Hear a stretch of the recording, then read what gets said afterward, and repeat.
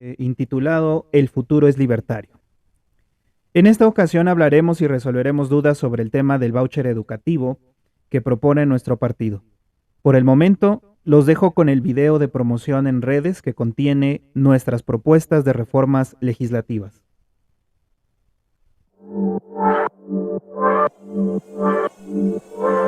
¿Qué proponemos los libertarios para avanzar la agenda y los beneficios de la libertad?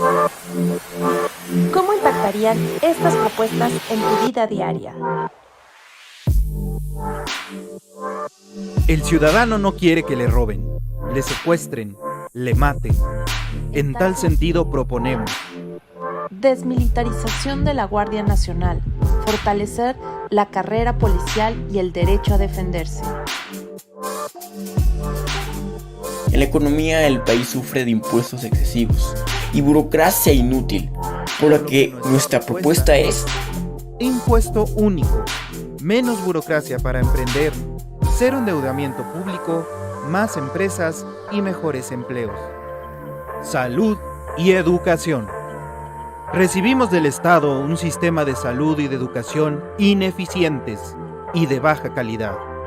Proponemos para el ciudadano educación y salud mediante vales, donde tú decides, cómo tú decidas y con quien tú decidas. Cada gobierno incrementa el tamaño del poder y la corrupción del Estado. En el Partido Libertario MX proponemos menos Estado, menos políticos, cero privilegios y cero corrupción. Energía y medio ambiente. La degradación ambiental va en aumento y los recursos se agotan. Por lo tanto, proponemos cuidar el ambiente fortaleciendo la propiedad privada sobre los recursos naturales y fomentando la libre competencia entre productores y tipos de energía.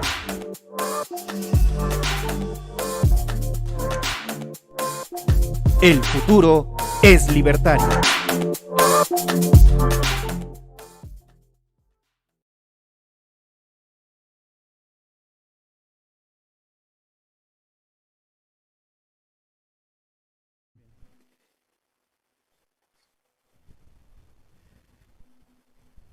Estaremos en este conversatorio con nuestro invitado de honor, el doctor Santos Mercado. Adelante, Juan Luis, si puedes dar la reseña del doctor Santos Mercado.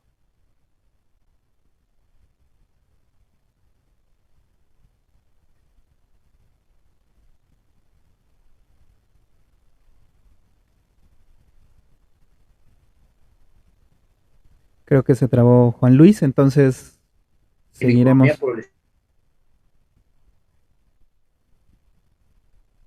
Es autor de varios libros, entre los que se incluyen El fin de la educación pública y Un voucher para la educación. El doctor Santos Mercado actualmente es maestro investigador de tiempo completo y un conocido activista por las causas del libertarismo. Nos estará apoyando en la transmisión Rubén Flores en los controles técnicos y en la transmisión su servidor Juan Luis Ramírez y también como co-host su servidor Manuel Alejandro Torres, todos miembros en el Partido Libertario MX. Les invitamos a nuestra audiencia a compartir sus dudas y comentarios en el chat en vivo para que nuestros moderadores puedan escoger los mejores y responderles al final. Adelante, doctor Santos, te cedo la palabra para que saludes a nuestra audiencia.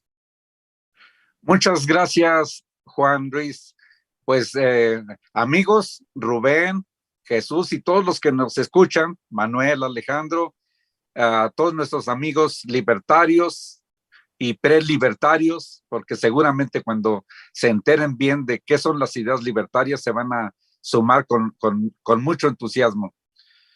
Pues me corresponde hablar en esta ocasión del voucher educativo, pero quisiera iniciar con un poco de historia de cómo nació la educación llamada pública, pero que realmente deberían de llamarse escuelas de gobierno o educación gubernamental, porque tuvo un origen muy perverso. Miren, las escuelas de gobierno no tienen mucho tiempo, son relativamente nuevas, digamos que no tienen más allá de 200 años. Antes las escuelas las fundaban pues la iglesia, las fundaban comerciantes, empresarios, asociaciones de vecinos, asociaciones civiles, pero llega un momento en que el Estado empieza a entrometerse, empieza su intervención en el campo de la educación. ¿Cómo se dio eso? Bueno, pues allá en Austria estaba el canciller Otto Bismarck, que acababa de salir de 3 guerras que había provocado contra otros países. Bueno, una era la guerra de los ducados, la guerra austro-prusiana y la guerra franco-prusiana, y pues como todo líder autoritario disponía de la gente y los mandaba a matarse con gente que ni se conocían, ni tenían conflictos entre ellos, porque eran pueblo, pero pues así disponen los líderes de la gente. Después de que regresan todos, pues empieza a formar un tanto el descontento de por qué nos manda este hombre a dar la vida de nuestros hijos, y entonces empieza a detectar que hay descontento entre la gente. Su problema era cómo controlo a toda esta gente, cómo los hago que obedezcan las órdenes pues mías, las de el dictador Otto Bismarck. Y lo que hace, lo que se le ocurre, además de militarizar el país, bueno, lo que se le ocurre es atacar en el mundo de las ideas, es decir, hacerse cargo de la educación, de la cultura, de lo que la gente aprende, de darle la filosofía que le convenga a este dictador. Y bueno, pues es el que empieza a generar escuelas de gobierno. ¿Qué hace? Bueno, construye con los impuestos, construye escuelas, universidades.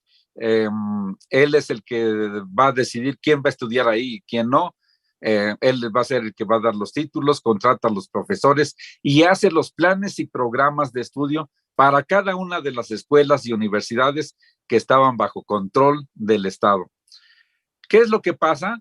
Pues que de alguna manera la gente percibe que era un dictador bueno, que era un hombre que se preocupaba por la educación de la gente, por la instrucción, y bueno, pues se calman los ánimos y pues le da resultado, realmente le dio resultado porque mantuvo el control así hasta que lo echaron del poder. Bueno, pero ese modelo de escuelas de gobierno, escuelas públicas, se traslada digamos, a los Estados Unidos, se lo lleva Horace Mann, el que se llama el padre de la educación norteamericana. Eso fue más o menos por allá por el año 1876, por ahí así. Y convence a la gente, anduvo para arriba y para abajo, de izquierda a derecha, de costa oriente a poniente, bueno, en fin, anduvo muy activo promoviendo la idea de que la educación era tan importante, y es tan importante, que la debe auspiciar, que el Estado se debe hacer cargo de ella. Y bueno, la gente al principio pues no veía la necesidad de eso, pero trabajó tanto y convenció a muchos congresistas que le hacen caso y se empiezan a formar más universidades, pero ahora universidades del Estado, universidades de gobierno. Bueno, así entra la intromisión, la intervención del gobierno en la educación en los Estados Unidos, y ese modelo se exporta a toda América Latina.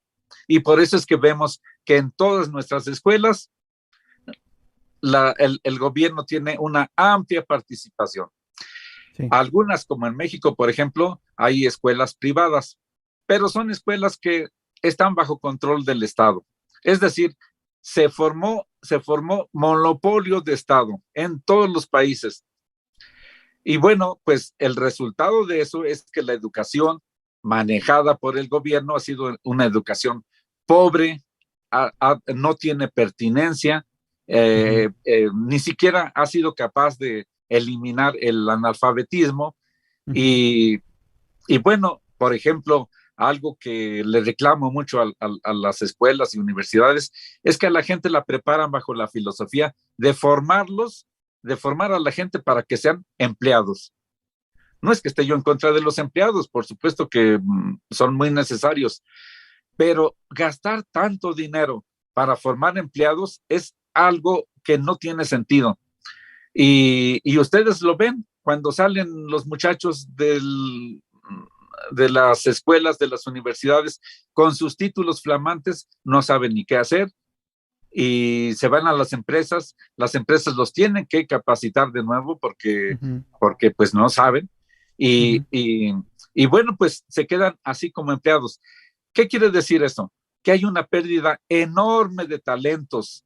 Es decir, las escuelas, en lugar de capacitar, de desarrollar el talento de la gente, todo mundo tiene un talento, sobre todo los jóvenes de ahora y los de ayer también, todos traen ganas de comerse al mundo. Pero si en las escuelas solamente les enseñan a aspirar a ser empleados, bueno, pues ahí se acaba su historia. Entonces, ha sido un desastre en la formación de la gente. Es un desastre económico porque el dinero que se gasta en escuelas públicas no solo implica pérdida de talento, implica pérdida de capital, y eso es muy importante. ¿Qué quiere decir eso de pérdida de capital? Bueno, si ustedes tienen, por ejemplo, 100 pesos y lo usan para comprar cigarros, bueno, pues, ok, consumen, pero no lograron incrementar su capital, al contrario, se gastó su cantidad de recursos, se gastó. Pero si ustedes compran cigarros para vender cada uno, como lo hace gente en las esquinas, a 5 pesos, no sé cuánto, y entonces algo que costó 50 pesos, lo vendieron en 100, es decir, le sacan ganancia. Eso está produciendo capital, eso está generando riqueza, pero cuando se gasta en educación, se gasta a fondo perdido, es decir, es una pérdida enorme de capital. Sí. Miren, por ejemplo, en este año en México se está gastando 836,400 millones en gasto educativo. Gasto que se va así como de regalo. Eso es pérdida de capital. Y eso explica la pobreza. Es un factor de pobreza enorme. En la UNAM, por ejemplo, se gasta, este año se gastaron 46,000 millones de pesos en la UNAM, en nuestra mejor universidad que se supone que es. Pero vean nada más las cifras tremendas, escandalosas. Y me voy a ocupar de la UNAM porque es la líder y hay que pegarle al líder porque pues es la que genera este ejemplo para las demás. Miren, por ejemplo, se dice, la educación es para que los jóvenes se puedan realizar, puedan escalar en su estatus social. Pero miren, de 160,000 jóvenes que pretenden entrar a la UNAM, 160,000 solamente se reciben a 12,000, menos del 10%. Es decir, la burocracia educativa con la mano en la cintura le está diciendo a más del 90%, tú no sirves. Tú no mereces entrar a nuestra universidad, ¿sí? A pesar de que la gente lo está pagando. Ahora, de esos 12,000, la pregunta es, ¿cuántos se titulan? Bueno, de 12,000 se titulan 1,000, menos del 10%. De esos 1,000, la pregunta es, ¿cuántos se dedican a lo que estudiaron? Solamente el 30%. Es decir, 300. 300 ¿Qué estudiaron? personas. Sí, 300 que estudiaron quizás enfermería, que estudiaron medicina, que estudiaron ingeniería, pero la mayoría de la gente toma cualquier empleo para sobrevivir. ¿Qué quiere decir eso? Que se malgastó el dinero. Bueno, y de todos esos 300, la pregunta es, y esta es para mí tan importante, quizás más importante que todo lo demás, es, de esos 300, ¿cuántos tienen la capacidad de hacer empresa? Es decir, ¿cuántos son capaces de formar un negocio, una clínica, algo en donde le den trabajo a otras personas? Prácticamente ninguno. 0. Entonces, bueno, formamos solamente gente, pues casi como robots que no son capaces de generar, de tomar riesgos, de aventurarse a formar negocios. Y si no se aventuran a formar negocios, pues no están formando capital y no están dando la oportunidad, generando empleos para otras personas. Sí. Entonces, el desastre es enorme. Ahora, la pregunta es esta, que nos hemos, que en el partido nos hemos puesto a pensar. Ya sabemos que es un desastre la educación. Ya sabemos que este gobierno no la va a componer. Pero nosotros necesitamos tener la idea para que en cuanto tengamos la oportunidad, lo podamos hacer. Y si no lo podemos hacer nosotros, podamos difundir las ideas, las propuestas, para que otros lo puedan hacer. Claro. Y entonces, la pregunta es, ¿cómo se puede hacer? No es un tema fácil, porque, bueno, pues a veces las buenas intenciones nos ganan. Miren, por ejemplo, hablaré un poquito de, si me permites, un poquito de Porfirio Díaz. Porfirio Díaz se ocupó de abrir la economía, de dejar que vinieran los capitales, quieren poner ferrocarriles, ahí está, háganlos. Yo no voy a gastar ni un centavo, háganlos ustedes como iniciativa privada. Quieren poner bancos, quieren poner textiles, lo que quieran, háganlo. Y el país empezó a crecer. Y se dio cuenta de que hacía falta gente preparada. ¿Qué fue lo que hizo? pues yo no sé si alguna vez vio a Otto Bismarck, pero hizo lo mismo, ¿sí? Agarró de los impuestos y empezó a construir escuelas y a contratar profesores, a generar la burocracia educativa. Y esa burocracia al rato empezó a formar sindicatos. Y bueno, pues ahí está el resultado. Ahora, después de la revolución, el Estado es el que participa y es el que domina, y entonces vemos que no solamente es un problema de gasto y de malformación de la gente, el problema está en que estas escuelas públicas son como una especie de think tank en donde se forman los izquierdistas de México, los marxistas de México, los socialistas. Y por eso es que vemos que todas las escuelas de México y las universidades públicas y privadas de México están en manos de izquierda, en manos de socialistas, en manos que odian el capitalismo, en manos de gente que no les gusta los negocios, que no les gusta que la gente emprenda. Oye, ¿eso es lo que queríamos? Pues la educación está totalmente tergiversada, ¿sí? Claro. Urge componerla. Entonces, y quiero adelantar esta tesis. Si continuamos con estas escuelas de gobierno, escuelas y universidades de gobierno, así como están, el liberalismo, el libertarismo, el capitalismo no tienen gran futuro, ¿sí? Porque nos va a pasar lo mismo que pasó en otros países, que puede ser que políticamente ganes el poder, pero si no compones esa fuente de ideas, si siguen las escuelas en manos de gobierno generando nuevos comunistas, nuevos socialistas, pues al rato ellos recuperan el poder. Así ocurrió en Argentina, que era un país de una gran prosperidad, casi se comparaba con Estados Unidos en el siglo pasado, más o menos en el siglo pasado, a principios, sí es. Así, el caso más reciente, Chile, en donde era el ejemplo para todos los países latinoamericanos de cómo debía crecer la economía, pero no cambiaron la mente de la gente. La gente siguió abrevando, bebiendo, tragando las ideas marxistas y socialistas que dominaban y que siguen dominando en las universidades públicas. Bueno, pues el resultado ahí está. Regresan a lo mismo de antes.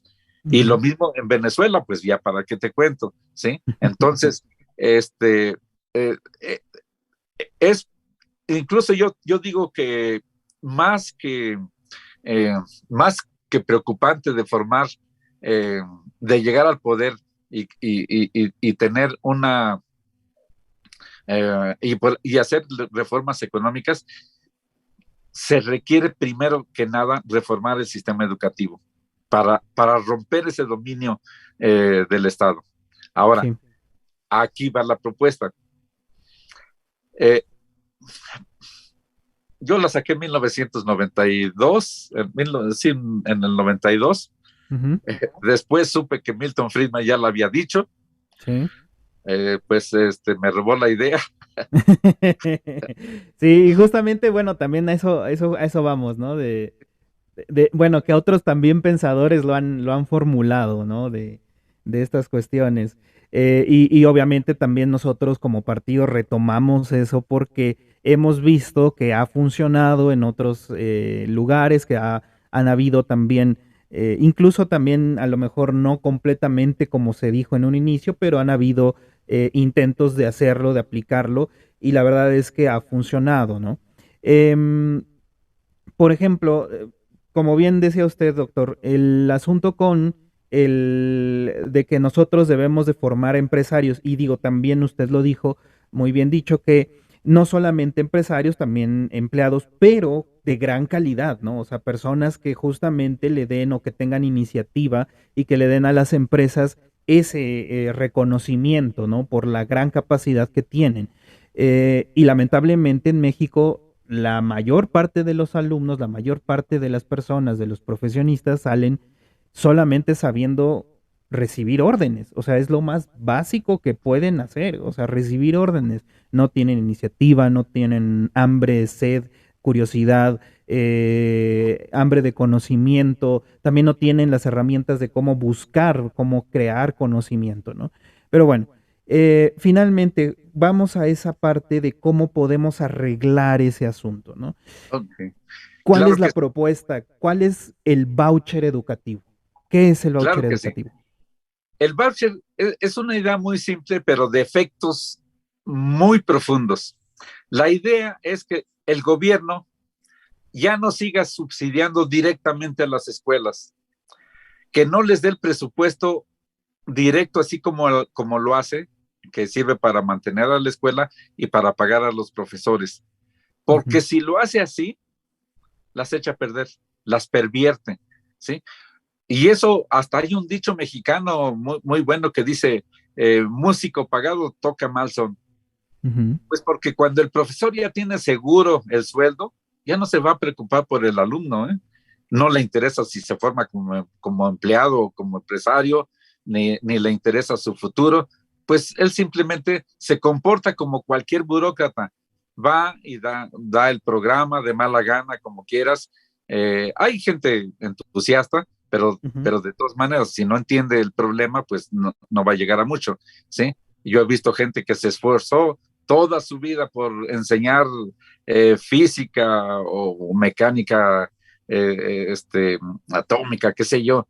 eh, pero hizo un gran esfuerzo y no produjo resultados. Fue un fracaso todo eso. Bueno, hizo su mejor esfuerzo, pero nada más. La institución no da para que se aproveche el talento de los profesores, que muchos de ellos se formaron en muy buenas escuelas de Alemania, de Estados Unidos, en fin. Bueno, el caso es este.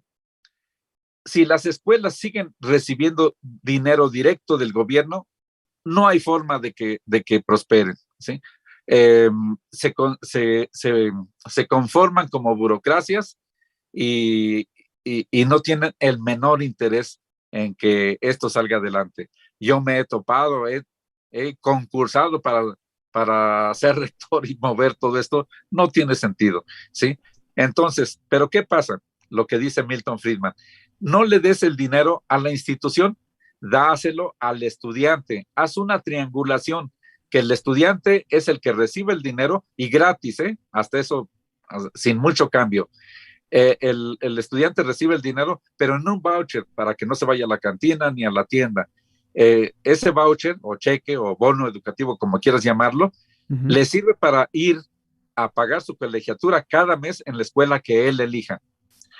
¿Qué es lo que estamos logrando?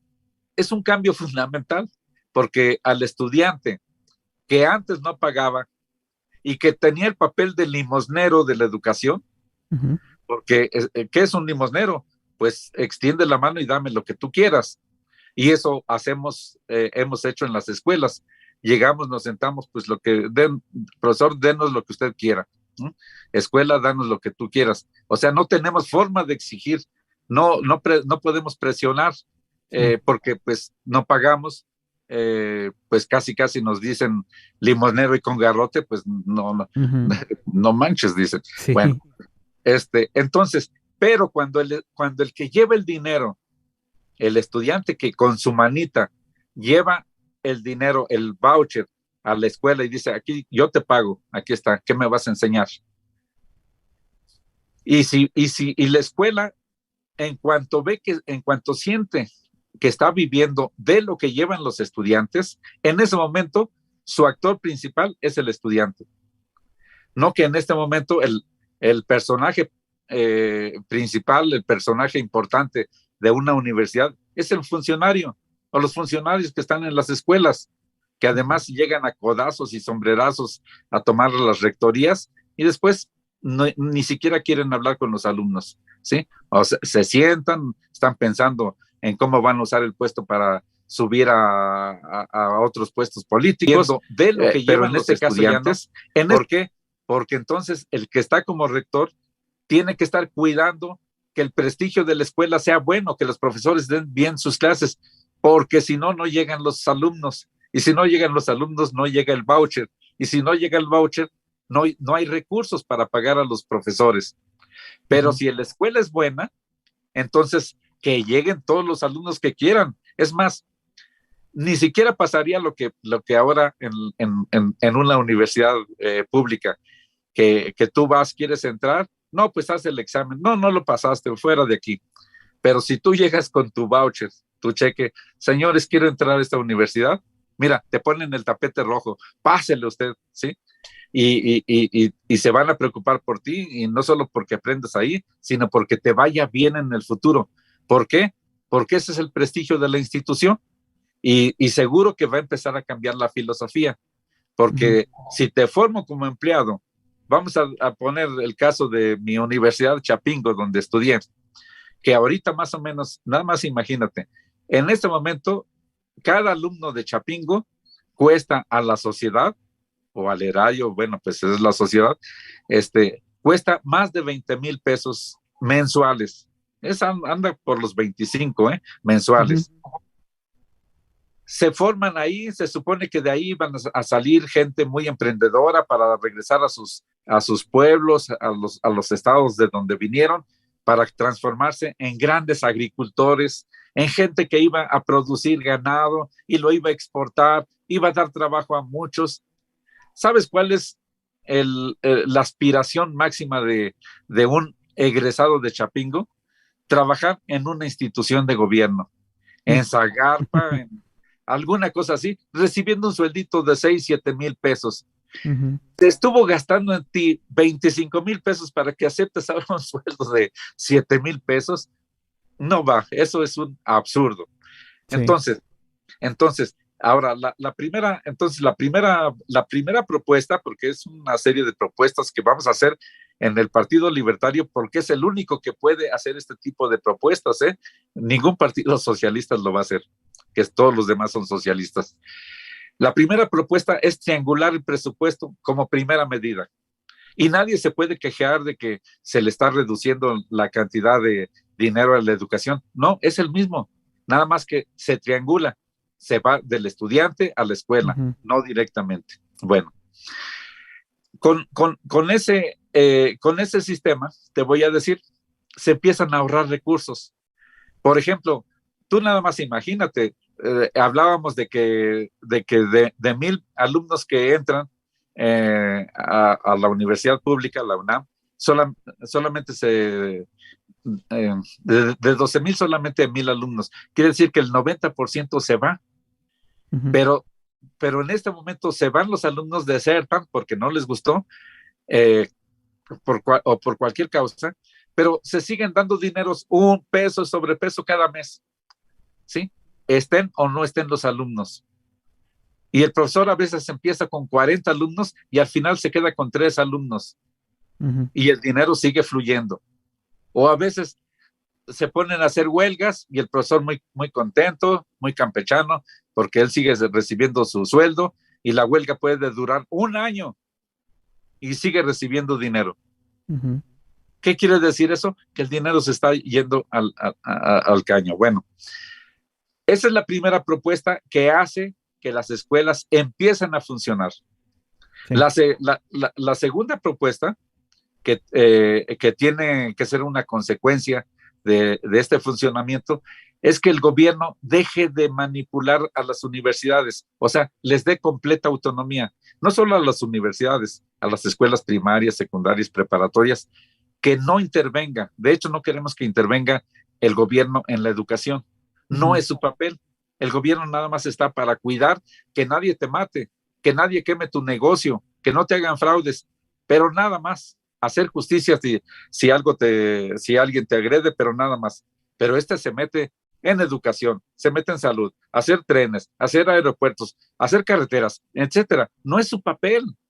Ese papel debe ser de los egresados de las universidades o de la iniciativa privada, de los agentes que arriesgan.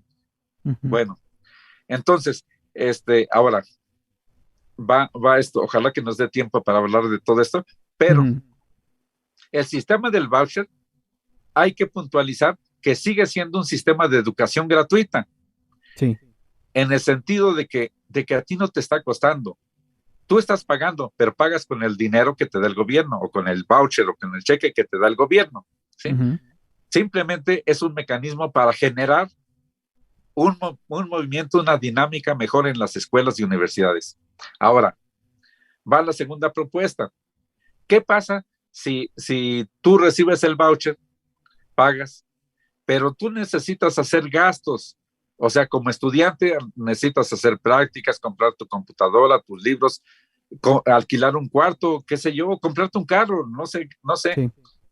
Si no tienes dinero, es posible que fracases. El riesgo de fracaso es grande. Entonces, la segunda propuesta es generar un sistema de financiamiento para que te dé crédito para lo que tú necesites, para tus gastos en educación. Y con eso se reduce la posibilidad de que fracases. Al menos por falta de dinero no vas a fracasar. Fracasarás por otro motivo. A lo mejor te interesó hacer otro negocio y está bien, pero no porque no tengas recursos dejas de estudiar. Esa es la segunda propuesta. La tercera propuesta, que quizás esté un poco más lejos, pero lo que necesitamos es que los profesores de cada escuela y de cada universidad, así sea de primaria, secundaria, preparatoria o universidad, que los profesores se transformen en dueños de la institución, que compren la institución. ¿Para qué? Pues para que asuman el riesgo. ¿Qué es lo que estás haciendo? Estás transformando de alguna manera, aunque sea en pequeña escala, estás transformando a un profesor en un empresario, en donde tiene que cuidar que el negocio funcione, porque si no, no hay dinero. Y eso hace que empiece a influir en los estudiantes un espíritu de emprendedor, un espíritu de empresario, que piense como hombre de negocios. Y eso solamente se puede hacer de esta manera, ¿sí? De esta manera, sí, cuando los profesores asumen el riesgo. Te voy a decir, en las escuelas hay universidades que han pretendido formar empresarios y no han podido. Por ejemplo, está el TEC de Monterrey, que es una universidad privada, ¿sí? Sí. Hacen programitas para formar emprendedores, pero no tienen éxito. Y no tienen éxito por una ley muy simple. Una ley que dice, carnicero puede formar carniceros, médicos puede formar médicos, albañiles pueden formar albañiles, pero burócratas forman burócratas. Y todas las escuelas públicas están llenas de burócratas, todos somos burócratas. Ya está yo, que estoy ahí en una universidad pública. Y en las escuelas privadas, pues también está llena de burócratas, porque hay un dueño quizás, pero los demás son trabajadores de quincena. Es decir, es una burocracia privada. Entonces, ¿cómo les quitas ese estatus? Haciéndolos propietarios. Y con eso empiezan a sentir la presión de que tienen que hacer que la escuela funcione, porque si no, pierden. Muy bien. Pero ahí te va. ¿Quieres? ¿Tenemos tiempo? Hay algo más que me gustaría decirte con esto de la pandemia. Mira, cuando empezó este problema, pues a todos nos mandaron a casa, a los profesores de las universidades, quédense en su casita, si pueden den clases en línea, y algunos, bueno, pues tomamos el reto. Yo nunca había dado clases en línea, pero me tuve que habilitar, puse mi cámara y como si estuviera en un salón de clases, yo hablaba frente a todos mis alumnos. Sí. Bueno, muchos no hicieron eso. Lo que hicieron fue simplemente mandar notas así cómodamente cada semana y bueno, pues aprovecharon para descansar. Bueno, pero lo que me doy cuenta, y tú también te das cuenta de esto, todos nos damos cuenta, es que las escuelas, la educación puede ahora darse en línea, Ujú. ¿Qué quiere decir eso? Que dentro de poco nos daremos cuenta que ya no hace falta, por ejemplo, tener tantas escuelas secundarias. Son Sí. miles de escuelas, con miles de profesores, con miles de trabajadores.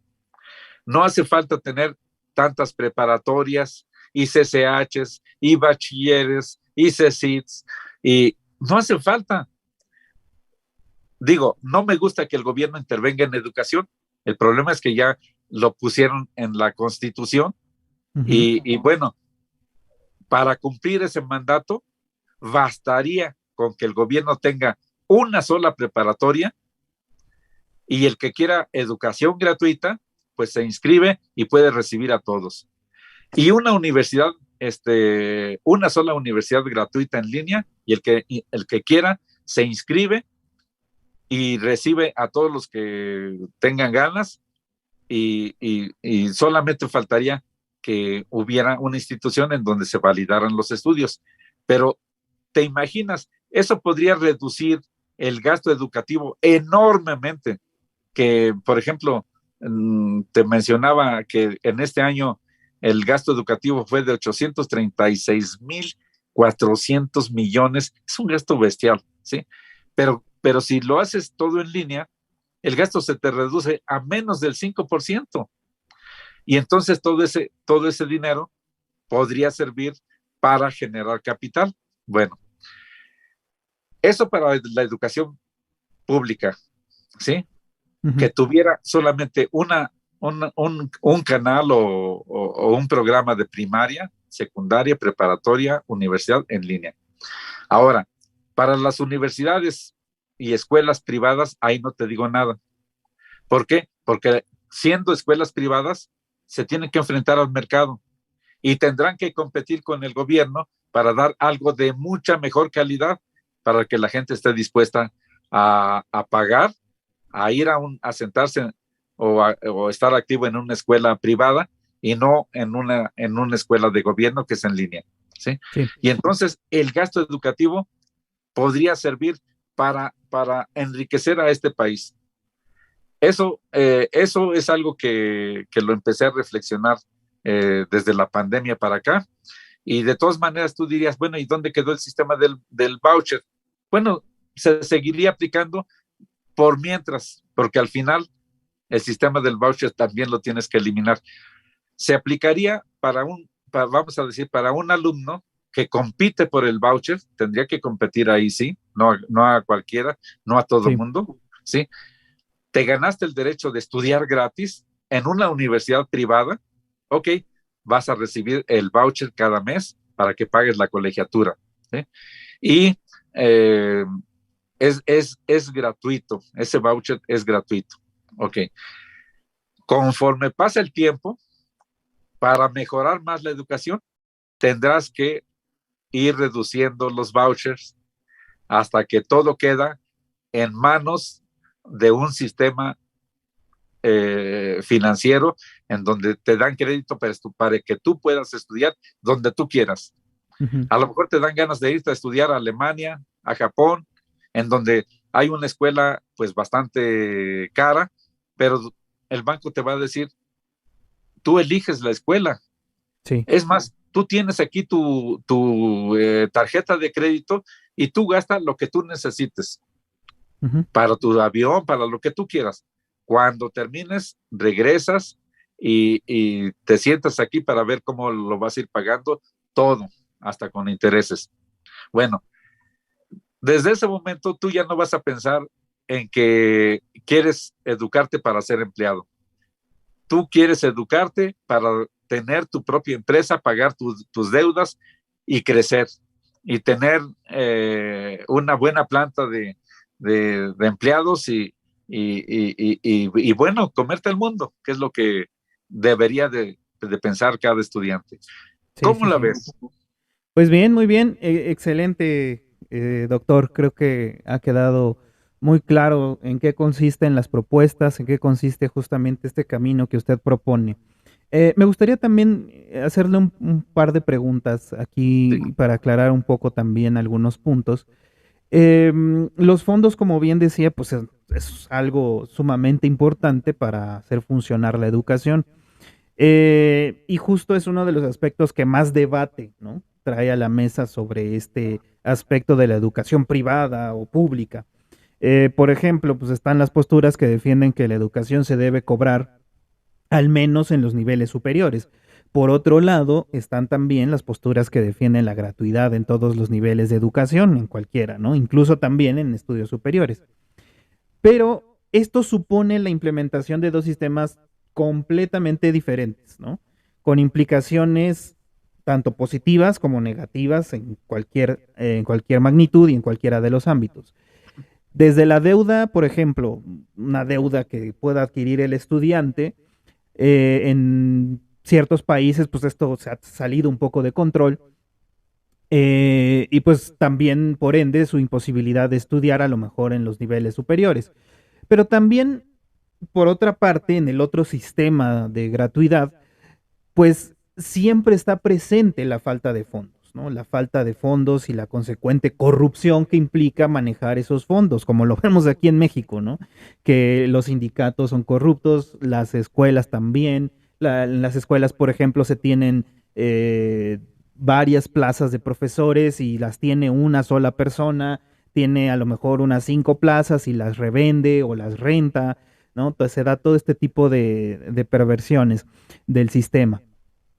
Y bueno, pues la falta de calidad, evidentemente, de los servicios prestados, ¿no? Que en este caso, como usted bien lo planteó, pues si no hay alguien que esté vigilando, que en el caso, por ejemplo, del voucher sería el propio alumno y los propios padres que estarían vigilando la calidad de esa institución o de esa escuela a la que van a destinar su voucher, pues justamente pasa que no hay calidad como la tenemos en México, ¿no? Que los alumnos salen sabiendo prácticamente nada. Em, ¿Cómo podemos lograr una armonía entre la gratuidad, los fondos que se requieren, que por ejemplo en países desarrollados como Suecia pues es una barbaridad lo que se requiere, lo que gastan? De hecho, el 15%, si no mal recuerdo, 14% es lo que gastan en educación. Y obviamente, pues eso repercute en los impuestos, ¿no? O sea, la presión fiscal de esos países es impresionante, prácticamente del 50%. Si no mal recuerdo, por ahí anda del 43, 47%, no recuerdo bien. Em, y entonces justamente el acceso también a la mayor cantidad de ciudadanos que deseen formarse académicamente. ¿Cómo podemos lograr esa sinergia, no? Esa armonía. Muy buena pregunta. Mira, la bondad precisamente del voucher es que mantiene la gratuidad e introduce la idea de que todo estudiante debe pagar. Las dos cosas. Ujú. Mantiene la gratuidad porque el gobierno te está dando el recurso y que es el que pagas. ¿Qué quiere decir eso? Que la educación te está saliendo gratuita Ujú, ujú. porque no lo pagas de tus bolsillos, pero además estás pagando por la educación que recibes. Pues Sí. sí, estás pagando con el voucher que te da el gobierno.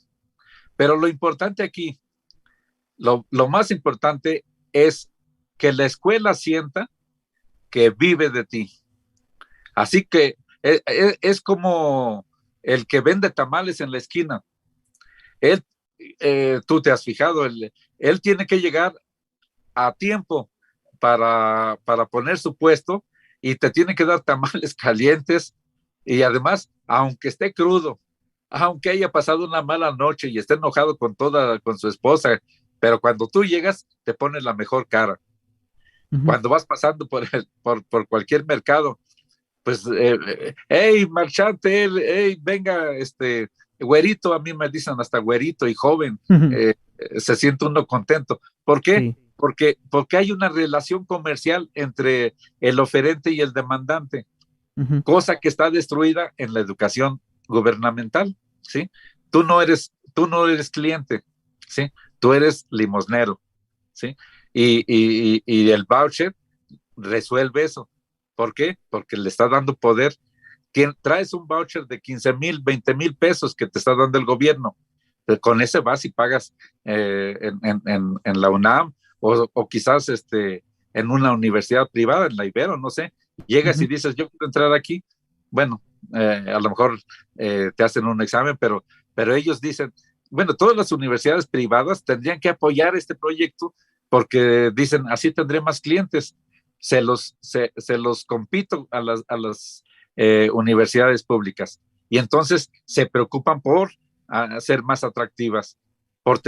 Tú nada más no sé si has ido, yo voy al Tecnológico de Monterrey, entras a los baños de estudiantes y están limpios y hay papel y están, bueno, de hecho yo soy alumno, es mi alma mater, de hecho. Bueno, están de lujo, ¿sí o no? Sí. Y ahora ve a la UNAM, ve a la Facultad de Economía y ve los baños. Bueno, prefieres mejor ya no entrar, se te van las ganas. Sí. Entonces, y además, por ejemplo, vas pues no sé, al restaurante del TEC, o bueno, ahí no he ido yo, pero he ido al del ITAM y te atienden rapidísimo. Hay meseros que nomás te sientas y ¿qué se le ofrece? Mira, aquí está la carta y qué le traigo mientras, y en fin, te atienden bien. Ahora vas a la UAM, bueno, voy a hablar de la UAM porque ahí estoy, a ver si no me corren. Esperemos que no. Pero vas a la hora, vamos a decir, a la 1 de la tarde y ves una fila enorme de 300 alumnos esperando a ver si le dan un plato de comida. Entonces, bueno, parece que estamos en Cuba, pues porque el trato es muy diferente. Entonces, el hecho simple de aplicar el sistema del voucher te empieza a revolucionar. Mira, la primera vez que se aplicó el voucher, después de muchos años, del 55, se empezó a aplicar en el 92 en Milwaukee, porque tenían así un desastre en la educación básica. Dijeron, bueno, vamos a probar a ver si es cierto. Le quitaron el presupuesto a todas las escuelas básicas, primaria y secundaria. Les quitó el dinero directo de gobierno. Ustedes ya no cobran cheque de gobierno. Bueno, sí. Y entonces empezaron a aplicar el sistema del voucher. Le daban al alumno su cheque y él iba y pagaba. Así. Mira, parece cosa de magia. Todo empezó a cambiar, ¿sí? Los cambios fueron tan rápidos que se generalizó a todo el estado de Wisconsin, ¿sí? Después, en el 96, le habla al gobernador de Suecia, le dice a Milton Friedman, como ya sabía de dónde venía la idea, le dice, oye, tenemos aquí un gran problema con las universidades, gastamos mucho en ellas, ¿sí? Los alumnos ni se gradúan, están aquí vegetando, hacen como que aprenden, los profesores hacen como que enseñan, no asisten a sus clases, acosan a las muchachas. Bueno, tenemos un desastre aquí, un desorden completo. Milton Friedman les dice, pues empiezan a aplicar el sistema del voucher. Parece una cosa de milagros, lo empiezan a aplicar y se empiezan a componer las escuelas.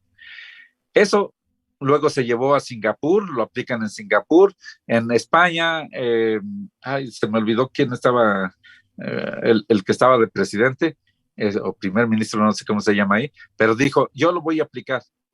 George Bush, sabiendo las bondades del voucher, prometió aplicarlo, no le dio tiempo, no sé, no pudo hacer nada. En Arkansas se aplica, en Kansas City, en fin. O sea, hay todo un movimiento para aplicarlo. Como te digo, no es una gran reforma y tiene su pecado. Claro que tiene su pecado, no es panacea. Y te diré el pecado que tiene, ¿sí? Porque después lo tienes que quitar. El problema del voucher consiste en que tú estás adquiriendo un servicio, estás usando un servicio que cuesta y los costos se los estás pasando a terceros. Es decir, estás estudiando a costa de impuestos. Bueno, pues eso no debería de ocurrir. Sí, tú si quieres comerte una manzana o 10 manzanas, un hot dog o una hamburguesa, o comerte 10 hamburguesas, tienes todo el derecho para hacerlo, pero págalas tú. Eso es lo justo. O sea, lo injusto es que yo quiera que lo que yo coma o yo use lo paguen otros, lo paguen terceros. Claro. Bueno, pero Y, estamos mal acostumbrados. Fue un sí, sistema que claro. yo no lo inventé. Así lo recibí. eh, este, se empezó a aplicar desde hace más de 100 años. Imagínate, por ejemplo, la UNAM, este, cuando, bueno, se dieron cuenta de que las universidades debían de ser autónomas, que el gobierno no manipulara, que las autoridades no los pusiera el gobierno. Ok, hacen su movimiento y el gobierno les da autonomía. Dice, yo simpatizo con su causa. Y para que Sí. vean que me gusta tanto lo que están haciendo, les voy a dar los recursos para que funcionen. Ujú, Todos se pusieron contentos. No sabían que eso era el caballito de Troya que los iba a destruir. ujú. Se mete el gobierno, es el que da el recurso, pues el gobierno terminó por controlar y controla a la UNAM y a todas las universidades que reciben dinero del gobierno. Ujú, Entonces, ujú. bueno, pues eso quiere decir que si no cambias el sistema de financiamiento, poco se puede hacer en las instituciones y como te decía, algo muy importante, son los principales enemigos del liberalismo, del libertarismo y del capitalismo. Entonces, Sí. urge cambiarlo. Y de hecho, ahí han salido justamente personajes como Claudia Sheinbaum, ¿no? O sea, la UNAM, por ejemplo, está secuestrada por un sindicato y por estos grupos de estudiantes que son porros realmente, son porros. Sí, Y pues de ahí salen, o sea, y más, que el de las ligas, también Claudia Sheinbaum, que ya ve cómo está echando a perder la ciudad, este, y bueno, pues toda esa bola de gente, ¿no? También, pues el de la leche con excremento. o sea, Entonces, bueno, el grueso justamente, vayamos a este asunto, ¿no? De por qué la gente no entiende, el grueso de la población no entiende la educación como un servicio que debe ser evaluado. Creo que nos han vendido muy bien esta idea de que es un derecho universal, ¿no? Cuando en realidad es una necesidad universal, una necesidad de toda la gente, pero no es un derecho, ¿no? Y alguien tiene que pagar por ello. Y bueno, pues tan es así que no muchas personas entendieron y menos se preocuparon o se indignaron por el gran retroceso que implicó la contrarreforma educativa en este sexenio. Y es cierto que, por ejemplo, le faltó mucho, muchísimo por hacer en la reforma presentada en el sexenio anterior, pero pues había cosas que al menos sí se rescataban, ¿no? Es decir, de quitar los sindicatos para que ellos fueran los que controlaran las plazas, todo ese tipo de cosas, pues son medidas positivas y de que le faltó y fue muy indulgente, pues yo creo que sí, pero bueno, eso ya es tema para otro debate, ¿no? Pero sí. en este caso, por ejemplo, ¿cómo, cómo luciría mejor? O cómo más bien no luciría, sino cómo funcionaría una mejor propuesta de reforma que esta que se hizo, ¿no? En este gobierno pues la retacharon, la eliminaron para devolverles el control de la educación a los sindicatos. Mira, bien lo dices. La gente malentiende las cosas porque así nos ha educado el Estado. Nos ha hecho a su, a su a su necesidad, nos ha controlado la mente de la gente, ¿sí? Y entonces, pues sí, la gente dice, no, la educación es un derecho. Y yo les digo, sí, es un derecho, ok, pero hay que entender qué quiere decir un derecho. Yo tengo el derecho de educarme, ¿qué quiere decir eso? Que nadie tiene el derecho de oponerse a que yo me eduque, ¿sí? O sea, Ujú. en ese sentido debe entenderse que nadie tiene el derecho, ni mi padre, ni mi madre, ni mi abuelo, nadie debe, ni gobierno alguno, nadie debe decir, tú no puedes estudiar matemáticas, ¿sí? No, si yo quiero estudiar eso, esa es mi responsabilidad, ese es mi gusto, mi placer, y tú no me vas a detener. Así debería de ser entendido el derecho de educarse. Pero aquí lo entienden como el derecho de que alguien, en este caso el gobierno, te dé te dé la educación que tú quieres. Bueno, pues esa es una mala interpretación. Es como el sexo. Yo tengo el derecho a sexo, es cierto, pero no porque, bueno, si tengo el derecho a sexo, quiere decir que ni tú ni nadie me va a impedir que no yo lo tengas. ejerza sexo, ¿no? Bueno, de buena manera. Pero aquí, como se entiende el derecho en México, quiere decir que el gobierno me debe poner una prostituta porque tengo Sí. el derecho. Pues no, Sí. está mal entendido ese derecho. Claro. Entonces, ¿cómo cambiarlo? Pues no lo vamos a poder cambiar mientras siga el control estatal de la educación. Por eso uno de mis libritos se llama, no sé si ya lo tienes, se llama Es tiempo de separar Estado y educación. Y Sí. meter esa idea es algo que cuesta trabajo, pero que se tiene que hacer. Y a lo mejor nos tachan de lo que tú quieras, pero al final la gente lo va a entender. Mira, el sistema del voucher, yo lo he hablado con cientos, quizás miles de personas, no solo en México, en Argentina, en Perú, en Guatemala. Nadie se opone a él. Nadie me dice, no, eso está mal, ¿sí? Sí. No he encontrado nunca a nadie, ¿sí? Lo más que hacen es callar, ¿sí? No se oponen, pero callan. ¿Por qué? Hay gente que lo entiende, sobre todo los funcionarios, que podrían.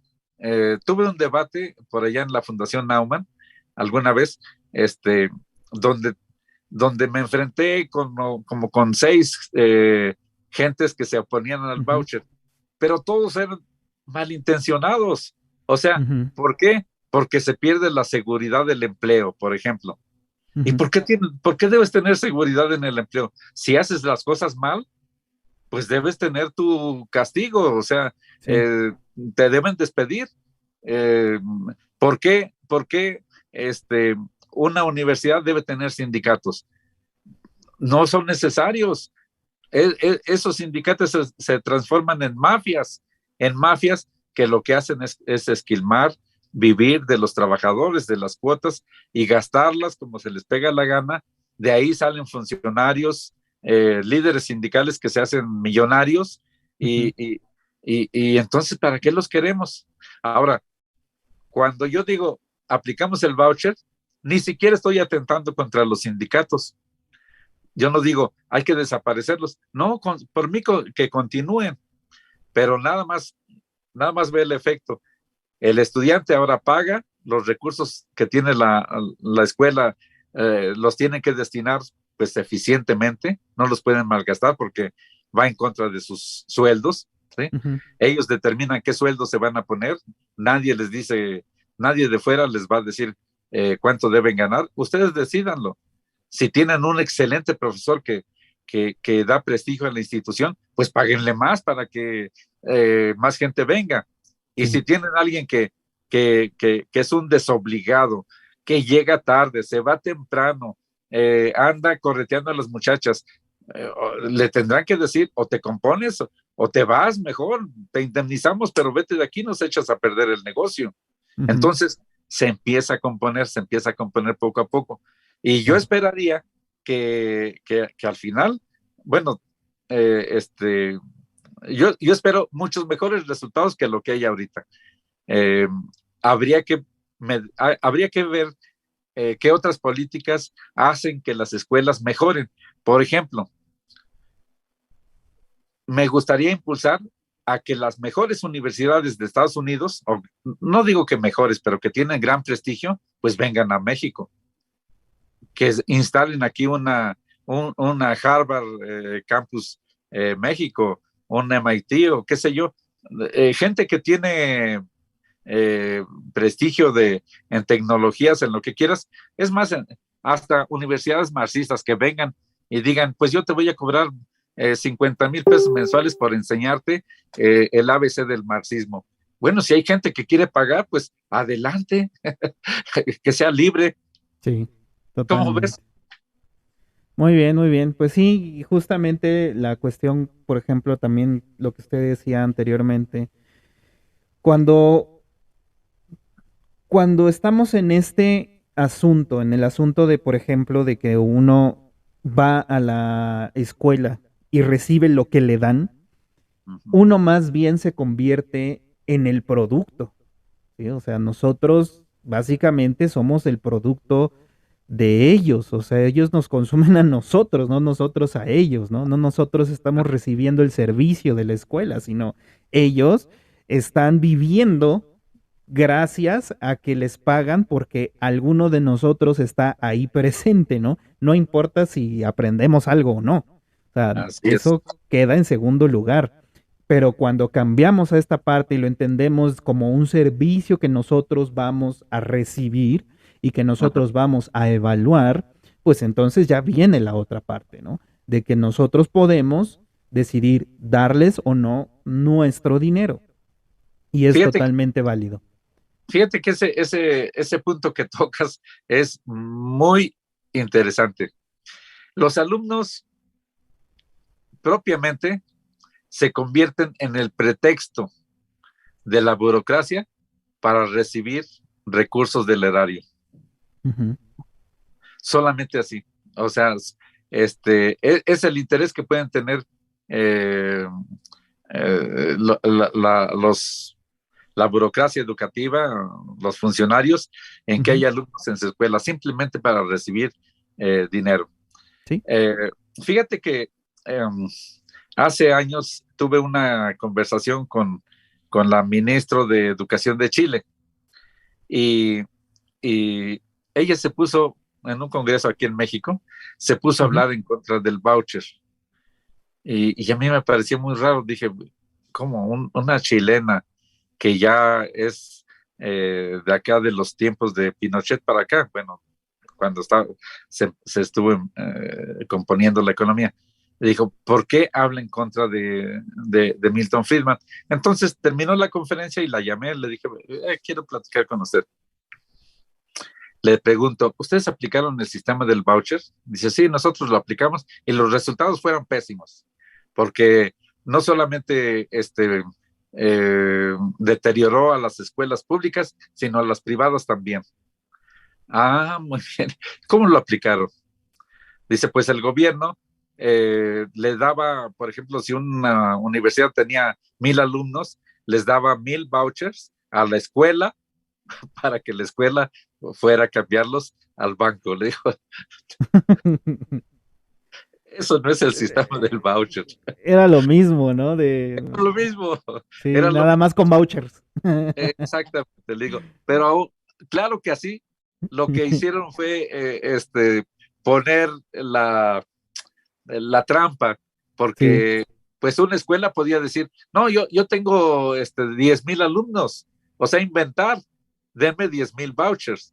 gobierno, dame 10,000 vouchers, entonces van los cambios y claro, pues, o sea, eso no va a tener ningún efecto, el alumno no era el que llevaba el dinero a la institución, no, la escuela no tenía riesgo de, de que si el alumno no va, pierde dinero, no, y claro que eso explica por qué las escuelas privadas que también recibían el voucher se echaron a perder.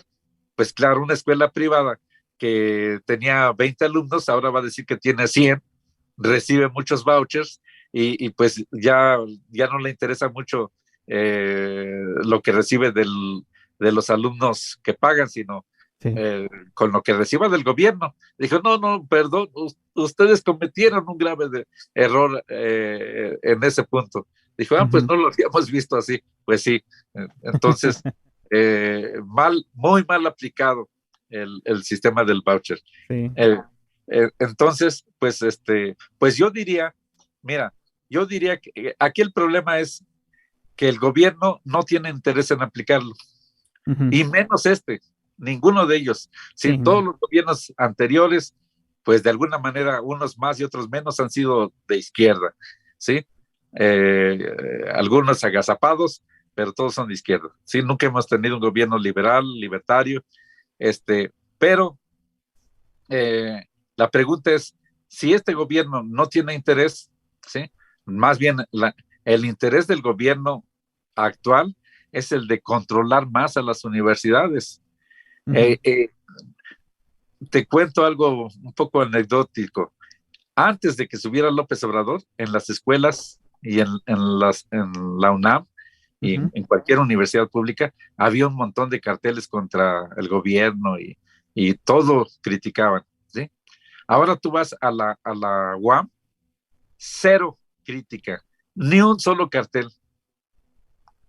Y vas a la UNAM, igual, no hay carteles de crítica al gobierno. O sea, ¿qué quiere decir eso? Cayeron en el control, están totalmente controladas.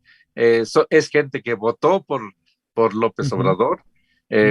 La Ibero hicieron hasta entrevistas. Los muchachos del CIDE, yo estudié ahí y me da Sí. pena decirlo, pero sacaron hasta spots en donde decían, sí, López Obrador, nosotros votamos por López Obrador. Ahora ya hasta los están desapareciendo que porque son, según él, son neoliberales. No tienen nada de neoliberales, pero si no lo apoyan directamente, se siente agredido y amenaza con desaparecer a esa institución. Así que Ujú. vuelvo a la pregunta, ¿quién va a ser el agente que pueda hacer este cambio? En primer lugar, solo un partido libertario, como ya hemos dicho antes, lo puede impulsar. En segundo lugar, son los jóvenes, que cuando lo entiendan, lo van a impulsar. Ujú. Los jóvenes que tienen el valor, el coraje de hacer las acciones que sean necesarias para establecer, para imponer el sistema del voucher. Así es. Así Pero, es. Pues muy bien. Ahora daremos paso a las preguntas y así, comentarios que la audiencia nos ha estado colocando. claro. Empecemos con la primera de ellas, por favor, José Luis, si eres tan amable. Claro que sí, Manuel. Bueno, tenemos aquí la primera pregunta de Cristian Rivera. ¿Qué hacemos con la educación indígena y con las escuelas rurales? ¿Cuál es qué propone, don Ajá. Santos? Fíjate que en las escuelas rurales, yo trabajé en una escuela rural en Sonora, en la sierra de Sonora, con los indios o indígenas mayos y yaquis. Bueno, te voy a decir, ahí es donde más se necesita el sistema del voucher. He estado, por ejemplo, en la sierra de Oaxaca, por Huautla de Jiménez, la sierra Mazateca, ¿sí? Mira, cuando el profesor recibe su cheque seguro, pues llega a la comunidad el día martes, o sea, da clases el martes, el miércoles, el jueves y se va. O sea, de 5 días que deberías de estar trabajando, nada más trabaja 3. Y a veces simplemente avisa que en esa semana no va a ir. No les interesa. ¿Por qué? Pues ¿por qué tendría que interesarles si recibe el dinero seguro, el cheque seguro del gobierno y además los protege el sindicato? Ahora piensa nada más en esto.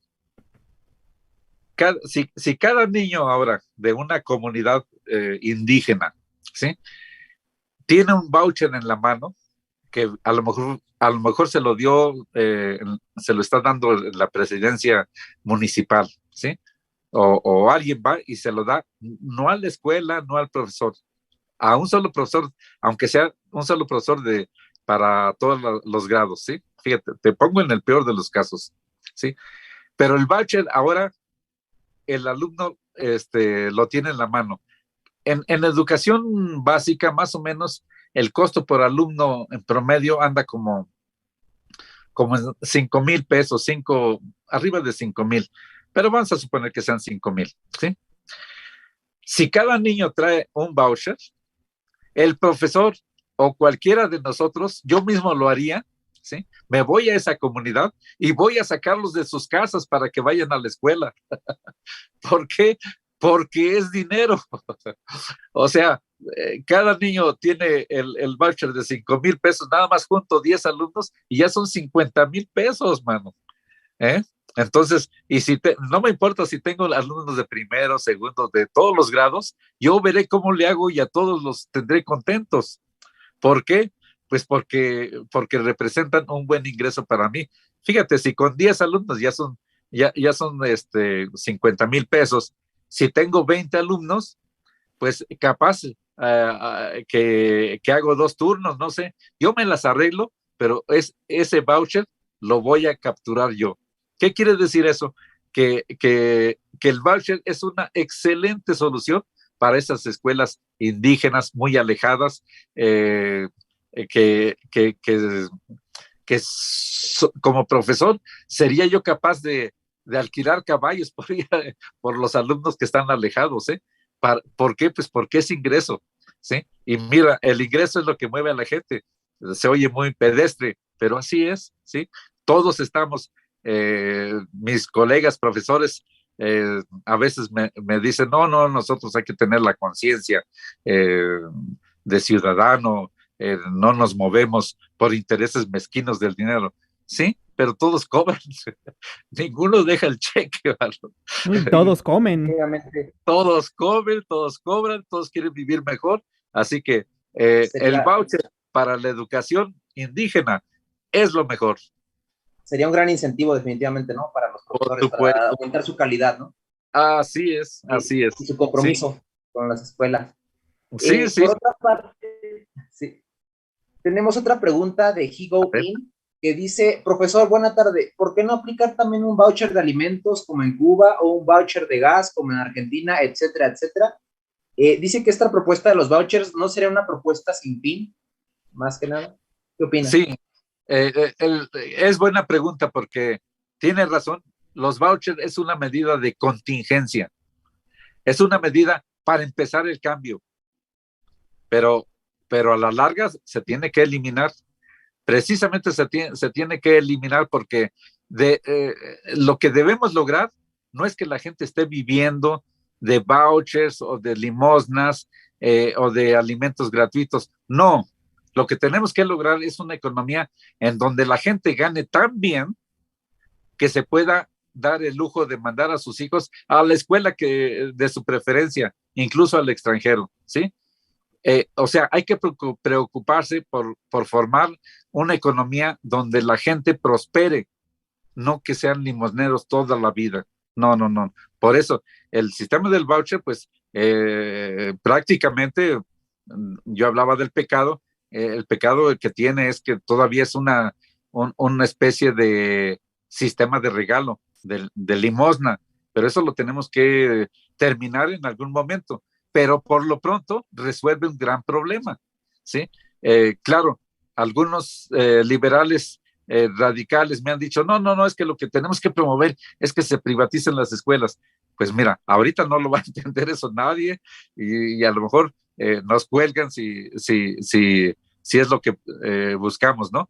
Yo estoy de acuerdo, ¿sí? Se tiene que privatizar, se tiene que pagar, todo el mundo quiere, el que quiere azul celeste, que le cueste, quieres tener el mejor carro, pues págalo tú, la mejor casa, págala tú, o sea, gana, trabaja para que ganes y te des la vida y el lujo que tú quieras, así debe ser, es lo justo, tú consumes, tú pagas, ¿sí? No, lo injusto es tú consumes y que lo pague mi vecino, no señor, eso ya se debe acabar, ¿no crees? Claro, es una medida como más que nada de transición, ¿no? Exactamente. Donde estamos a un estado actual de ineficiencia digamos, a un sistema educativo mucho mejor. Así es.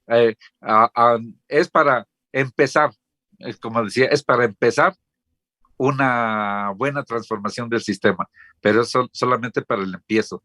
Ya después tenemos que buscar más reformas para que esto funcione mejor.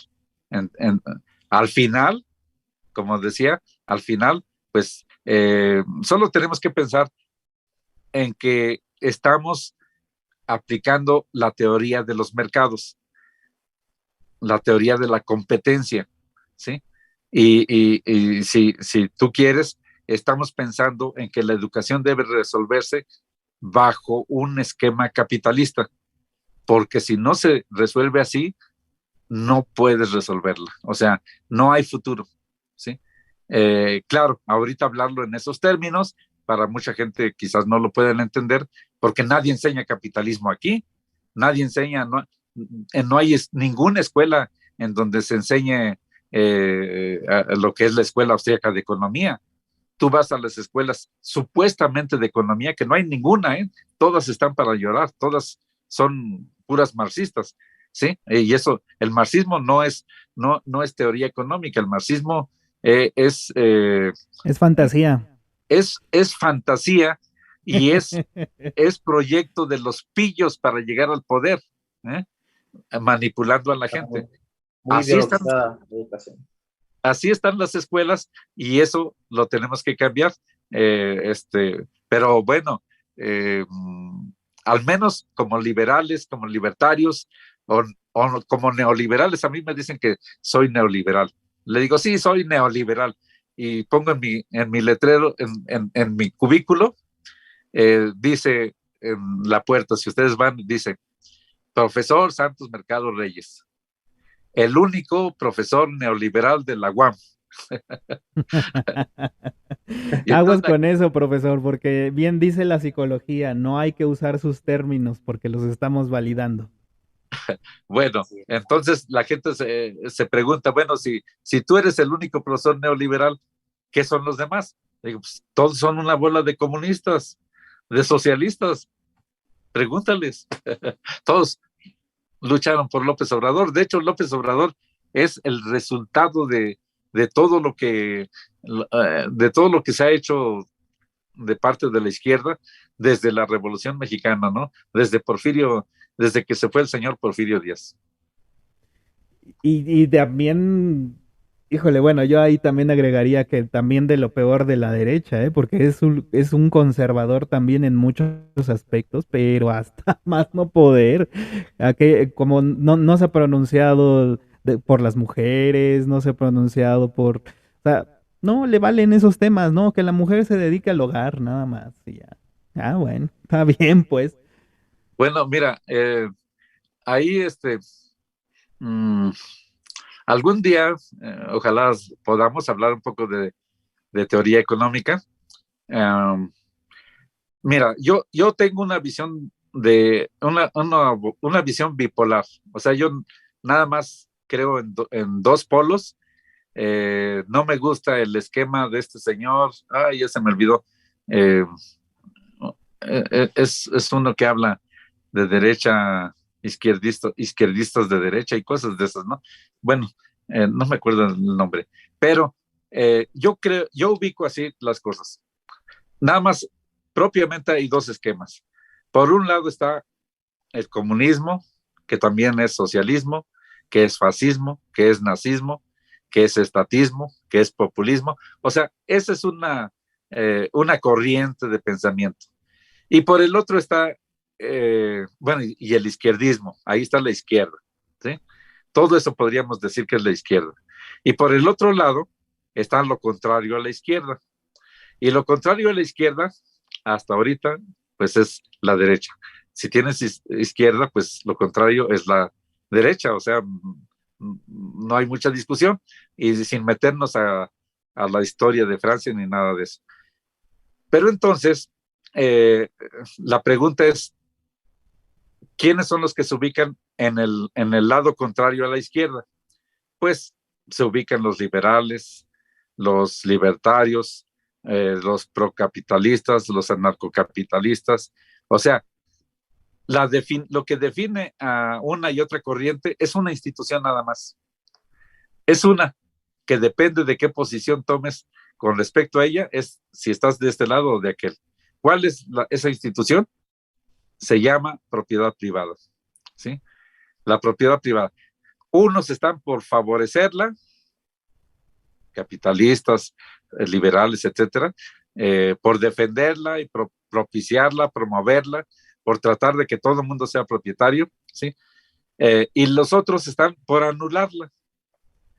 O sea, fascismo es anular propiedad privada, socialismo es anular propiedad privada, nazismo, comunismo, todos ellos tratan de anular, toda esa izquierda trata de anular la propiedad privada. Entonces, pues prefiero así ver al mundo.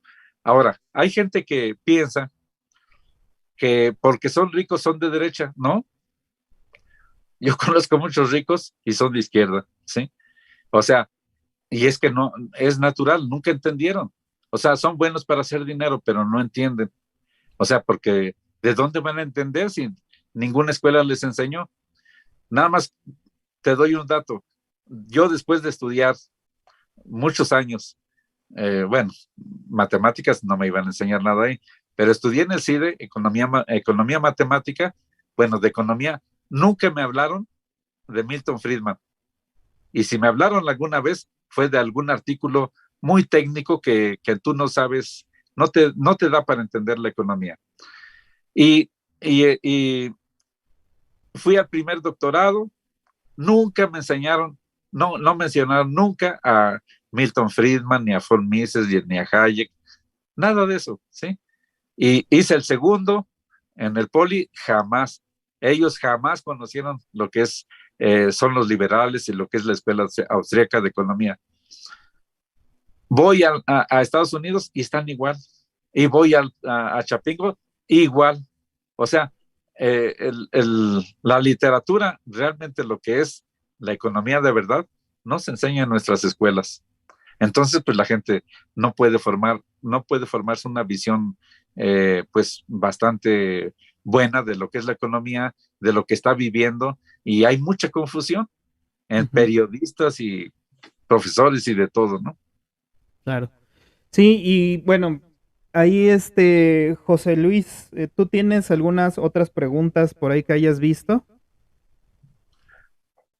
Pues yo por el momento no tengo otra pregunta. Si es que ustedes, colegas, tienen alguna otra pregunta para poder pasársela al doctor Santos, ¿qué me dicen? Ah, mira, dice aquí Belén Parra. em, ya que le queda claro que es un plan de contingencia, los vouchers educativos, pero ¿y con la salud pública funcionaría también el Sí, tema de los vouchers? sí, por supuesto. Eh, en esencia, o sea, como una cuestión de principios, el Estado no debe tener hospitales. El Estado no es para andar cuidando la salud de la gente, ¿sí? Eh, Esos son los médicos, las clínicas, los hospitales. Y entonces quiere decir que todos los hospitales que hoy pertenecen al gobierno, pues deben privatizarse, ¿sí? Ahora, pero por mientras, como una medida de contingencia, meter el sistema de vouchers. ¿Qué es lo mejor en un sistema de salud? Bueno, primero que el gobierno no intervenga, pero segundo es crear sistemas, crear seguros médicos, así como sucede con los carros. Tú quieres asegurarte, compras un seguro para cuando tengas algún percance y si lo tienes, el seguro responde por ti. Tú andarás tranquilo manejando para acá, para allá. Bueno, así debe ser también con la medicina. Si tú quieres estar protegido, pues tú compras tu seguro y compras la calidad de seguro que a ti te interese o que tú quieras o que tú puedas, ¿sí? Ahora, habrá gente que no quiera asegurarse y es aceptable, pero las personas que no compran un seguro, bueno, ¿qué es lo que les queda? Pues no los vas a dejar que se mueran de alguna enfermedad, sino que tendrán la opción de que otra vez un banco les diga, yo te doy el crédito que tú necesites para que tú te compongas o compongas a tu hijo o tengas a tu niño si es una mujer yo pago por lo pronto el hospital, pero después me tienes que pagar a mí, hasta el último centavo, ¿sí? Y entonces, con un sistema de crédito médico, pues no vas a tener gente que diga, por falta de dinero, me quedé, pues me fue mal, me morí. ¿eh? O Así sea, es. pero sí, al principio sí funciona también el sistema de vouchers como medida de contingencia. Muy bien. Excelente. Pues muchas gracias, doctor. Ha sido un placer tenerlo con nosotros. Creo que a todos nos ha servido su gran conocimiento en el tema, justamente porque usted ha sido pues gran investigador acerca del mismo. Creo que nos ha aclarado bastantes puntos que a lo mejor incluso nosotros mismos no teníamos claros, ¿no? Como esta parte de que los vouchers deben de ser una medida intermedia, ¿no? Es decir, en la transición, una medida en lo que construimos esa mentalidad, ¿no? Así es. De que las cosas cuestan, ¿no? Y incluso también esas cosas que están declaradas derecho y también, como usted lo plantea, pues los derechos es más bien para garantizar que nadie te lo prohíba, no porque tengan que dártelo a fuerzas, ¿no?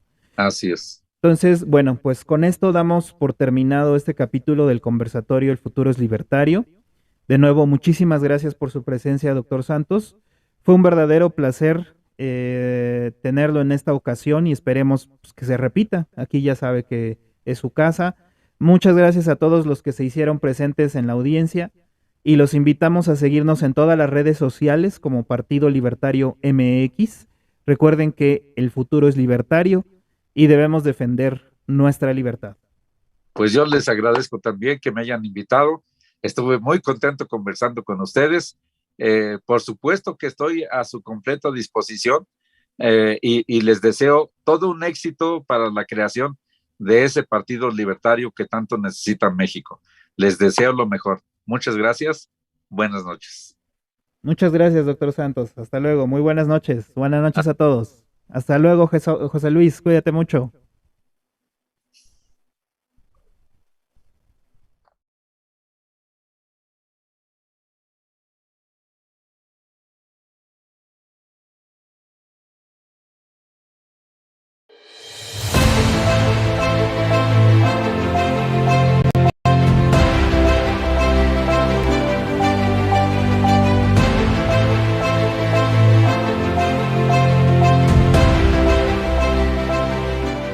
Ser libertario no implica ningún compromiso moral sustantivo, es decir, no es ningún pacto, promesa o guía religiosa. El liberalismo es esencialmente una doctrina política que trata sobre la naturaleza de los seres humanos, la sociedad humana y el tipo de sociedad que es más propicio para el florecimiento y desarrollo. Los libertarios creen que lo más importante en la vida es el florecimiento humano de cada individuo, cómo cada quien persigue y logra su propia felicidad, en pocas palabras. También argumenta que los seres humanos en última instancia son autónomos y definidos por lo que escogen para sí individualmente. Y ese tipo de orden social es el más propicio para la más amplia gama de florecimiento humano. Es uno en el que el papel del gobierno va del mínimo a cero. Para ser un libertario consistente, debes apoyar el libre mercado, el libre empleo, la migración de personas, hay que apoyar la libertad de expresión, de autodeterminación y apoyar la reducción de la intervención del gobierno en todas las áreas de la acción humana legítima y solidarizarnos con las víctimas de la violencia por parte de cualquier órgano gubernamental.